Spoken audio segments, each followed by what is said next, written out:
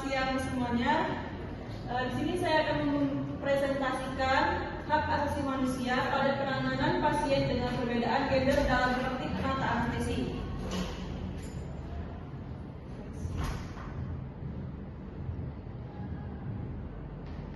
Di sini ada definisi gender. Gender merupakan konsep hubungan sosial yang membedakan atau menghilangkan atau memisahkan fungsi dan peran antara perempuan dan laki-laki. Perbedaan fungsi dan peran antara laki-laki dan perempuan itu tidak ditentukan karena keduanya terdapat perbedaan biologis atau kodrat, melainkan dibedakan menurut kedudukan, fungsi dan peranan masing-masing dalam berbagai kehidupan dan pembangunan. Yang pertama, ada HAM dalam pelayanan kesehatan. Hak asasi manusia atau HAM merupakan hak mendasar yang melekat pada setiap individu sejak lahir dalam konteks pelayanan kesehatan. Hak asasi manusia menekankan bahwa setiap orang berhak memperoleh akses terhadap pelayanan medis yang aman, bermutu dan tanpa diskriminasi.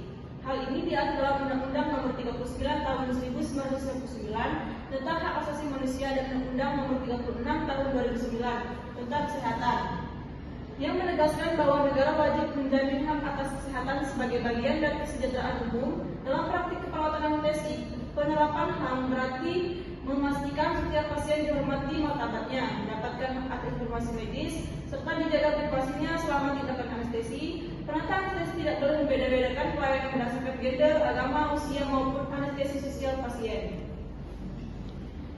Yang kedua, ada perbedaan gender pasien dalam praktik anestesi.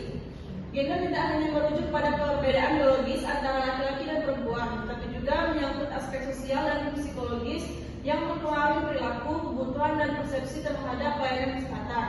Dalam praktik anestesi, pemahaman mengenai perbedaan gender menjadi penting karena berpengaruh terhadap respons tubuh terhadap akibat anestesi, terhadap obat anestesi, tingkat kecemasan pasien, serta harapan terhadap pelayanan kesehatan. Perbedaan biologis antara laki-laki dan perempuan mempengaruhi metabolisme dan efek obat anestesi. Misalnya, perempuan cenderung memiliki kadar lemak tubuh yang lebih tinggi, mempengaruhi distribusi obat anestesi yang larut lemak. Selain itu, hormon estrogen dan progesteron dapat memperpanjang atau memperpendek efek anestesi tertentu, sehingga dosis yang diberikan seringkali perlu disesuaikan. Di sini ada sikap penata anestesi terhadap perbedaan gender. Penata anestesi sebagai tenaga kesehatan profesional wajib bersikap adil, empatik, dan menghormati perbedaan gender dalam setiap interaksi dengan pasien. Sikap profesional ini mencerminkan nilai HAM dan etika perawatan yang diatur dalam Kode Etik Perawat Indonesia. Di sini ada beberapa sikap yang harus dimiliki penata anestesi antara lain, yaitu menghargai martabat dan privasi pasien. Penata anestesi harus menjaga aurat pasien selama prosedur, menggunakan penutup tubuh yang sesuai, serta menghindari komentar yang bersifat merendah atau tidak profesional. Di sini ada tidak diskriminatif. Tenaga kesehatan tidak boleh membeda-bedakan pelayanan berdasarkan gender, identitas gender, orientasi seksual, atau latar belakang sosial, diskriminasi dalam bentuk apapun melanggar prinsip HAM dalam etika profesi. Lanjutannya, membangun komunikasi terobati yang sensitif gender. Pasien perempuan cenderung membutuhkan pendekatan yang lebih empatik dan suportif, sementara pasangan laki-laki mungkin lebih nyaman dengan komunikasi yang langsung dan rasional. Sikap empatik dapat menurunkan kecemasan praoperatif yang mempengaruhi hasil anestesi. Menjaga profesionalisme dan etika kerja, setiap tindakan anestesi harus dilakukan berdasarkan prosedur dan persetujuan pasien atau informed consent. Penata anestesi juga harus menjaga kerahasiaan data medis pasien.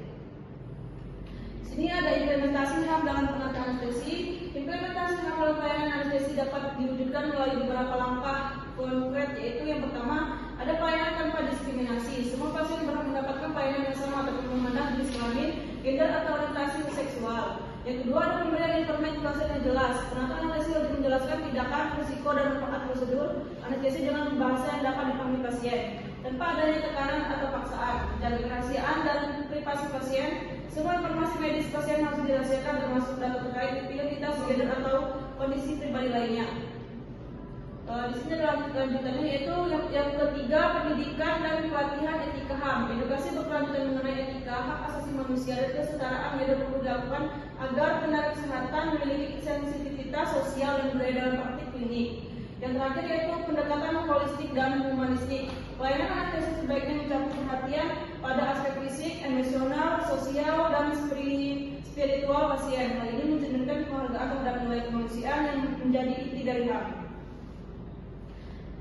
Di sini ada kesimpulannya, perbedaan gender dalam pelayanan anestesi merupakan aspek penting yang tidak hanya menyangkut perbedaan biologis antara laki-laki dan perempuan, tetapi juga melibatkan faktor sosial, psikologis, dan budaya yang mempengaruhi pengalaman serta hasil klinis pasien.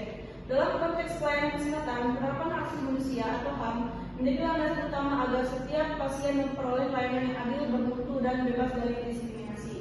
Sekian penjelasan dari saya. Lebih kurangnya saya mohon maaf. Saya kira wassalamualaikum warahmatullahi wabarakatuh. Waalaikumsalam warahmatullahi wabarakatuh.